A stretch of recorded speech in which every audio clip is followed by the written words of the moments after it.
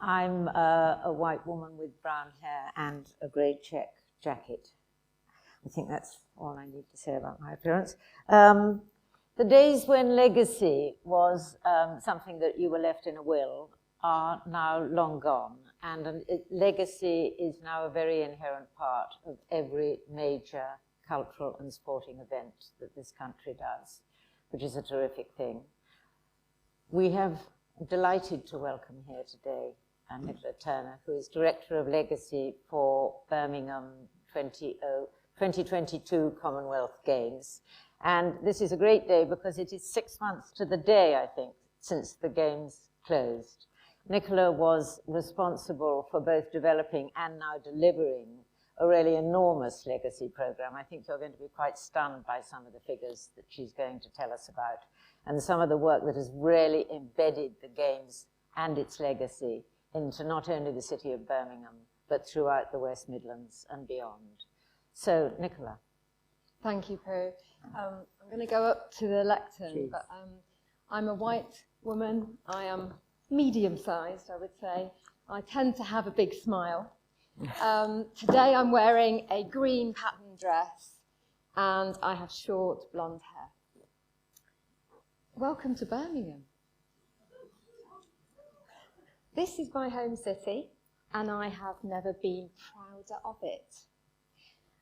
I've had the best job of my life for the last 3 years as Director of Legacy for the Commonwealth Games 22nd edition in 2022. So did anyone here come to anything at Games? Did you come to any of the sport? Did you come to any of the cultural festival? Come on, put your hands up. Bit of audience participation. That's fantastic. Did anyone here go to the Alexander Stadium? Yes. So my grandparents ran a grocer's shop, which was about less than a mile from the Alexander Stadium in Perry Bar. And it hosted the opening and closing ceremonies and is now distinguished as the site of Ozzy Osbourne's last ever gig. By anyone's reckoning, if you've driven through Perry Bar, you will know that it's been long overdue some regeneration. It is the definition of overlooked and underserved, probably. And it's got all the same hallmarks of that economic and social disadvantage that you do find in a lot of places around West Midlands and Birmingham. It has lots of stiff competition, Perry Bar. Of the 10 most deprived wards in England, I think 5 of them are in Birmingham, and Sandwell and Walsall are also nipping at their heels. However, there were some reasons to be optimistic about the West Midlands. In life before COVID, do we all remember that in 2019, the West Midlands was actually the fastest growing economy in the country. This was powered a lot by its young workforce. But that growth wasn't universally reaching everyone.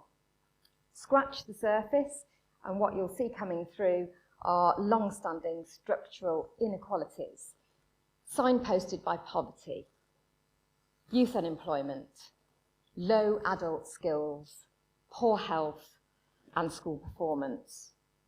And this is why Birmingham's bid to host the Commonwealth Games was chock full of promises to be a catalyst for change, to take the benefits of the Games to those underserved communities, and importantly, to revitalise the image of this place. Now, my own journey to the Games started also in 2019 when I just happened to go on to the 2022 website to put my name down to be a volunteer. I'd been at the Olympics, I thought it was marvellous. I'd just had a baby at the time and I couldn't actually volunteer. And I thought, it's coming to Birmingham, I'm going to volunteer, put my name down. And right at the top of the homepage was the Director of Legacy job being advertised. And I was a bit nosy and I just scrolled in and had a little look. And as I read down the list of competencies, the hairs on the back of my neck stood up and my heart started beating really fast. And I thought, oh my God, I have the skills, I have the experience to do this job. I've never worked in sport, they'll probably never have me. I don't know if anyone else has ever done that journey of reading a job spec. And that's how I came to be using a major sporting event as a catalyst for place-based change that has tackling inequalities at its core. Because back in 2019, I was actually working with the government and I was using higher education as my tool to achieve systems change at a national level around three big theme areas: diversity and inclusion, access and participation, and jobs and skills.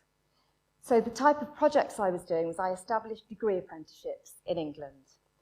And just before I joined this, I set up the first Disabled Students Commission for the Minister of Education, who was then Chris Skidmore.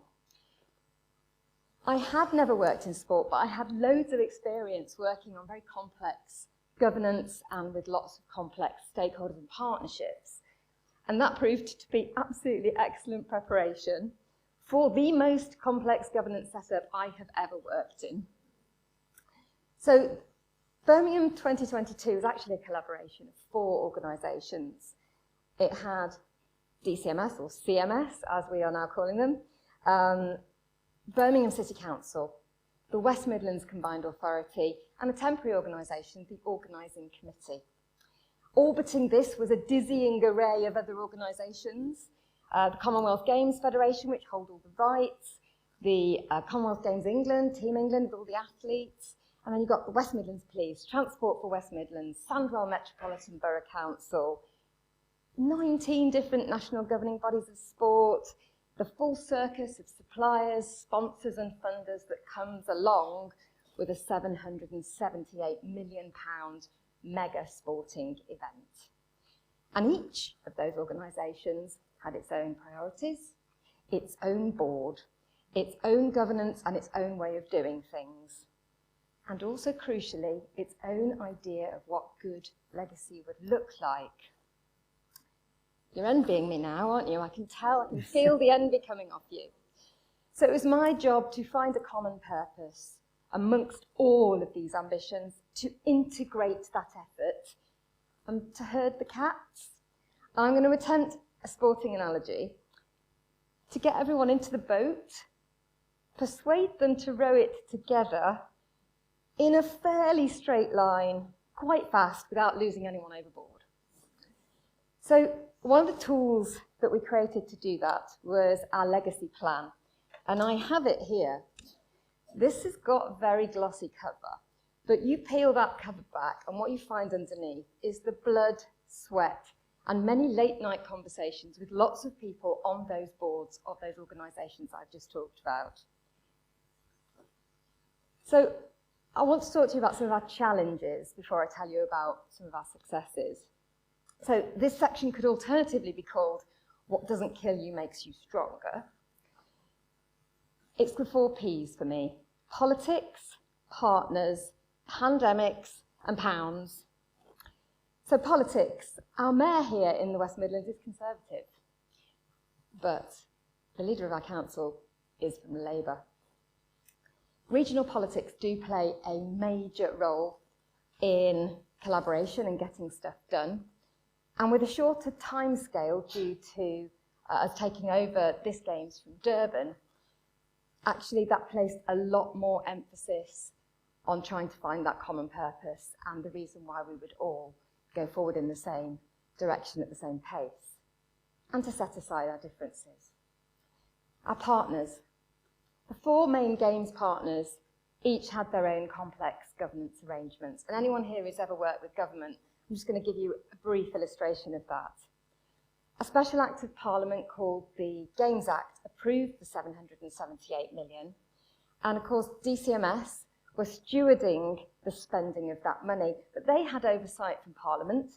The Select Committee weighed in, the National Audit Office did a review during that time, the Public Accounts Committee had a lot to say, and then there was the Court of Public Opinion, which is always very powerful.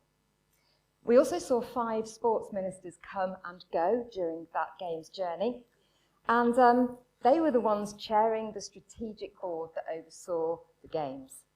I haven't even mentioned the 3 prime ministers and associated chancellors in 2022. So let's move to our next P, pandemic. That was a global thing. Don't think anyone here missed it. We were all there. but it did create a unique environment for the Games.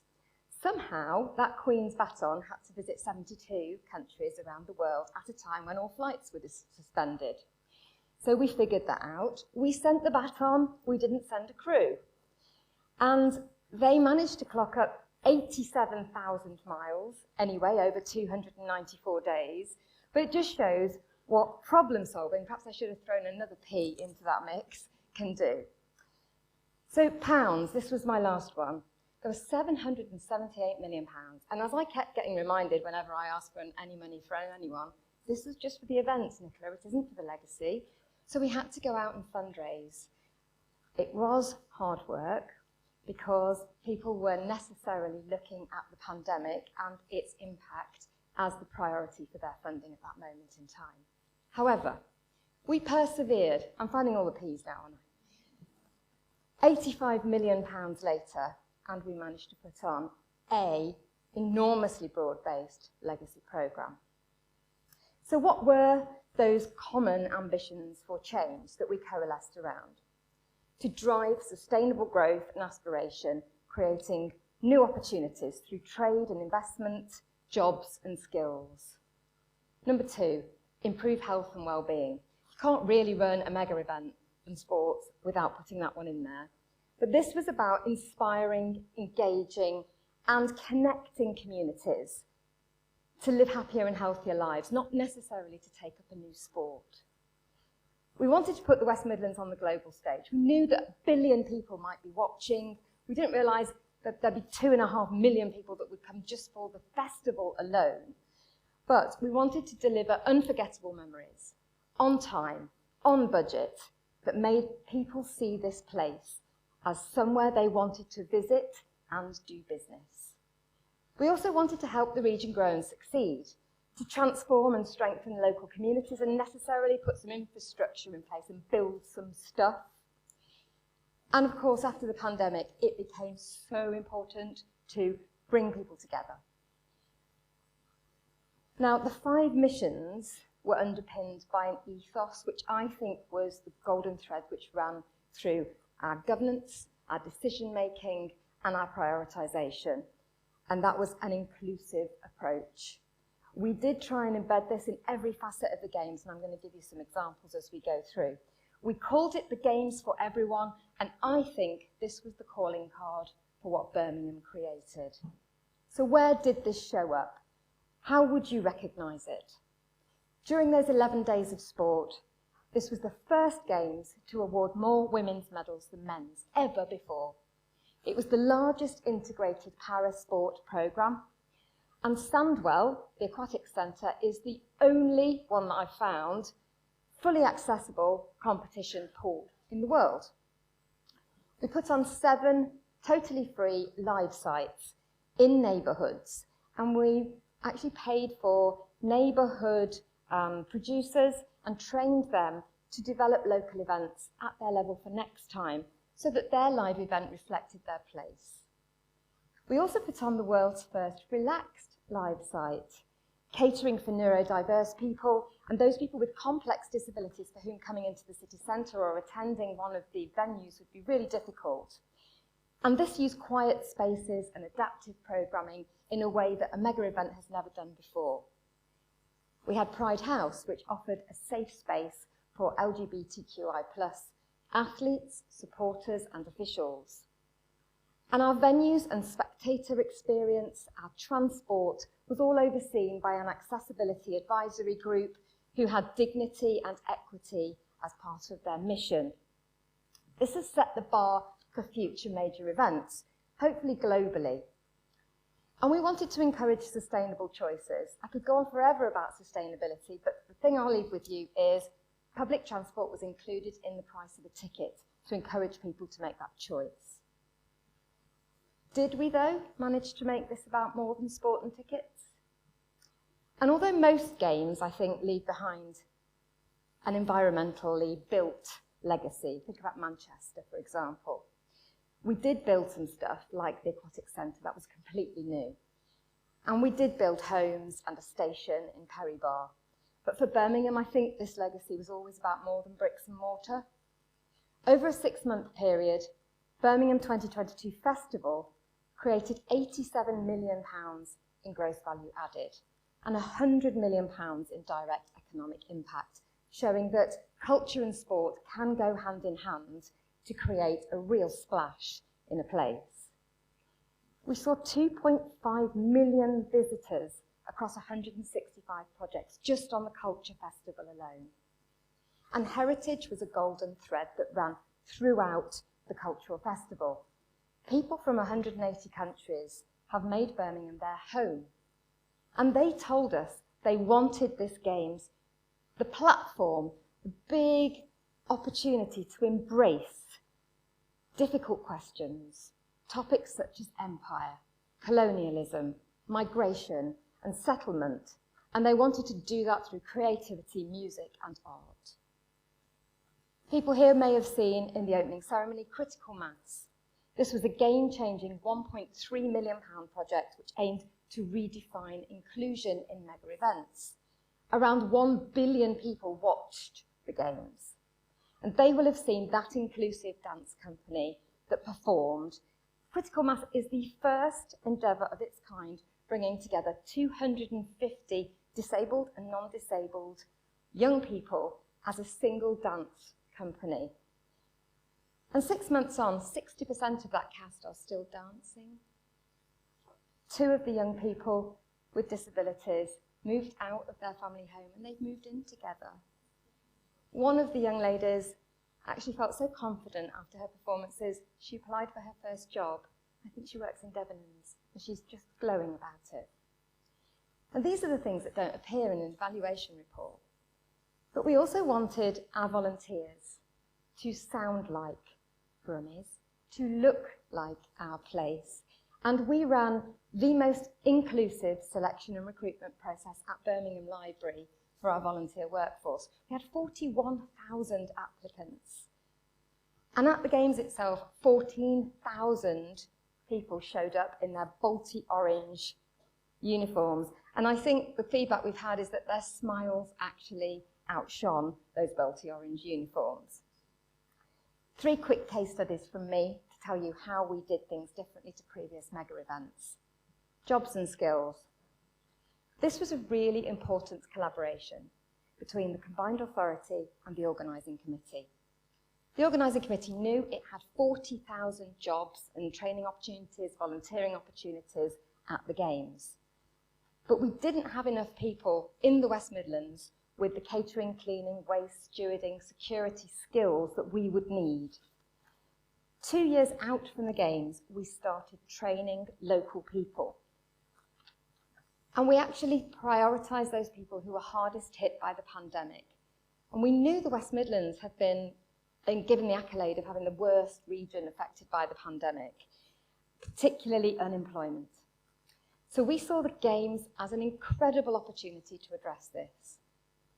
We created a Games Academy, and getting the word out that we needed workforce for 2022, we aimed to train 6,000 people from priority groups. And in the end, we ended up with 7,500 people that we trained. Not only did that cut down costs for things like accommodation and travel, but we now have a talent pool which is becoming employed in what is starting to look like a flourishing major event city economy that the Games has triggered. Number 2, Nick mentioned young people. In 2020, I was doing Zoom calls with youth groups, care leavers, the Youth City Board, and telling them all about these jobs, telling them about the volunteering opportunities.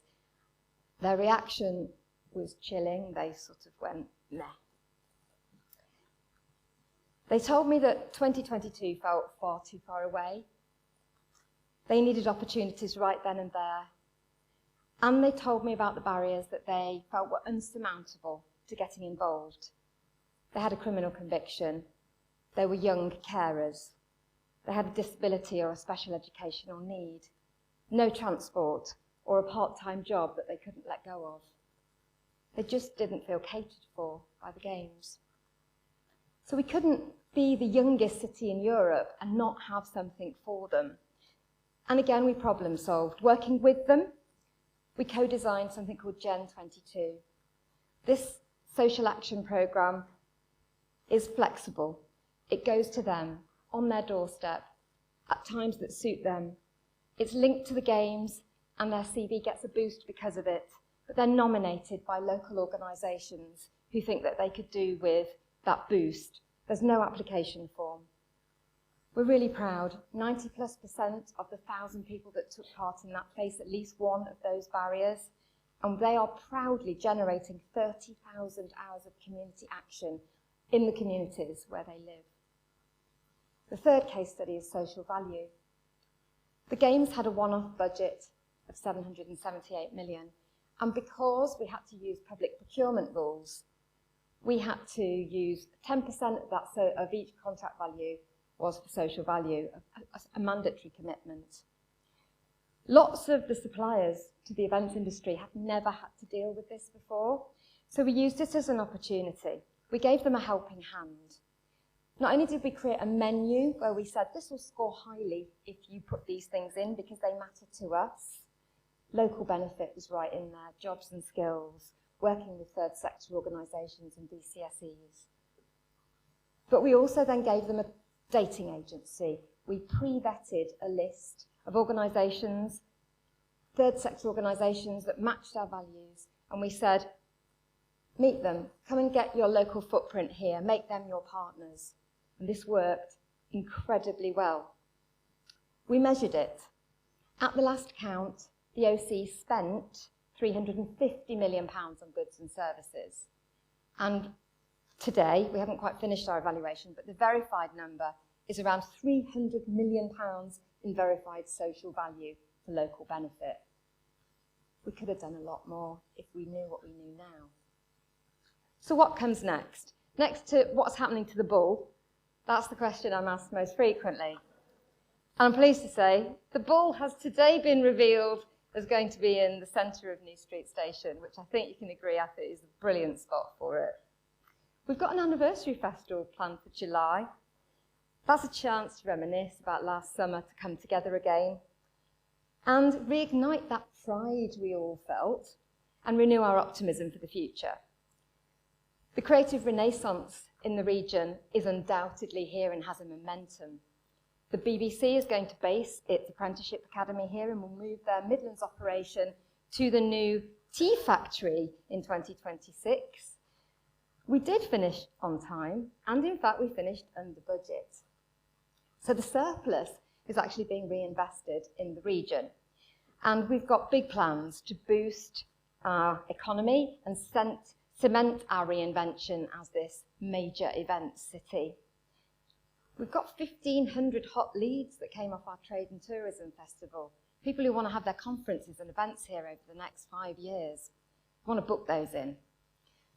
Although we didn't bag Eurovision, I think we're still a little bit upset about that, but good luck to Liverpool. We have bagged the European Athletics Championships.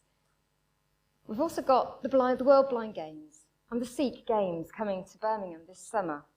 And we've got big plans to bid for an Invictus Games and big football championships because our visitors told us that they thought Birmingham and the West Midlands was a fantastic place to hold an event.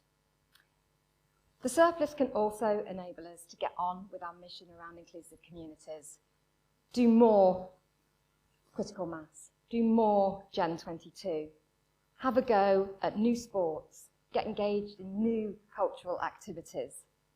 We want to share our learning.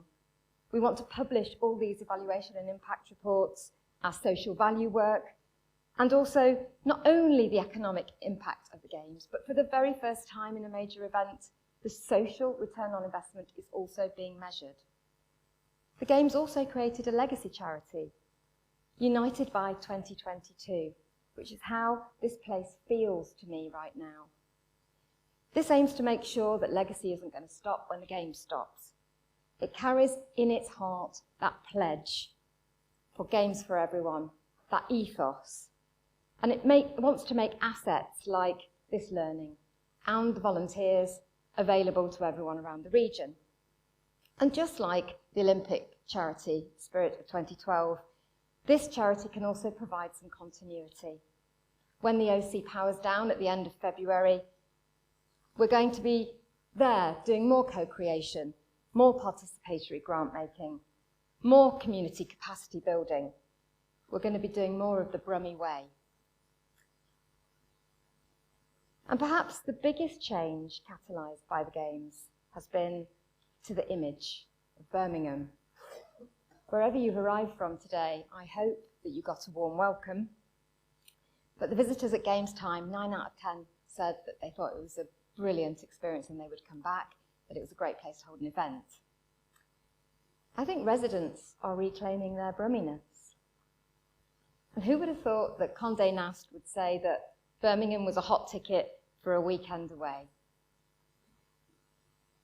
I would like to think that I could be as impactful as Ozzy Osbourne and close this with a big cry of Birmingham forever! But instead, I'm going to leave you with a poem by the fantastic Casey Bailey, the Birmingham Poet Laureate, who wrote this especially for our legacy plan, and it's called Dive In. I said Nicola would have some amazing statistics, and I think you have. I think that was quite extraordinary what you've done. I know we are overrunning. I don't know if anyone has one question. You can have one. There's a one right at the back. Lady at the table at the very back. I had a list of questions, but will you be around for a bit afterwards if anybody wants to talk further to Nicola? Inspirational. Thank you. Hello. So my name is Jade Foster. I'm a speaker here on this conference. I am a curator and I'm a trustee of Nottingham Contemporary. I'm born in Sandwell, grew up in Wednesbury and West Brom, and my family are from Perry Bar. So all of this, I feel like it's home ground. But I just want us to take a second because I'm a young person, I'm looking around, and we've had this conversation about who's on the table, but looking around on your table today, who is on your table in terms of who looks like me, who is of my age, who is from these places, who are from this so-called disadvantaged backgrounds. And I just want us to question about, who is actually calling for this action, and actually then what are we doing to get people in this room to actually have this conversation. But I also had a question around sort of inclusion, and I'm just wondering, how does it work in terms of reverse? So a lot of the conversations and the keynotes that I've been hearing is about how young people are doing consultancy with young people, how young people are working on a local level. But what if their aspirations aren't just about the doorstep? How are you also thinking about this representation in reverse in terms of people aspiring to be part of a national conversation or a regional conversation?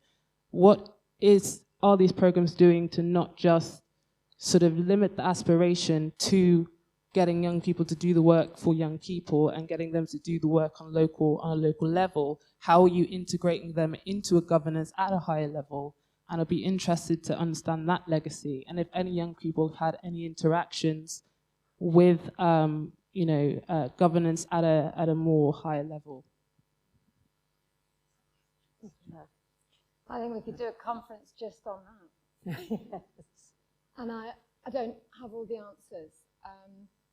We adopted the Youth City Board as part of our Bring the Power programme, which was our youth engagement programme.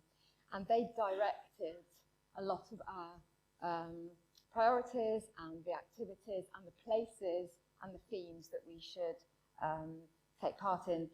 We also were really pleased that the Creative Grants programme, the Creative City programme that people might have seen, we had a resident board that looked at awarding those grants. And I think bringing young people into the heart of governance is essential. What we learned from doing some of our work on the Gen 22 programme was that there's a real escalator of young people. So there are some people who are taking their first steps in this space, other people who are flying and they need the next level on. And I'm not sure we know all the places to signpost them onto to get them to become involved in boards and doing just what you're doing now. So if anybody has any good models, please come and show me. Thank you. we're being told we have to end, which is a huge pity, but Nicola, thank you so much. And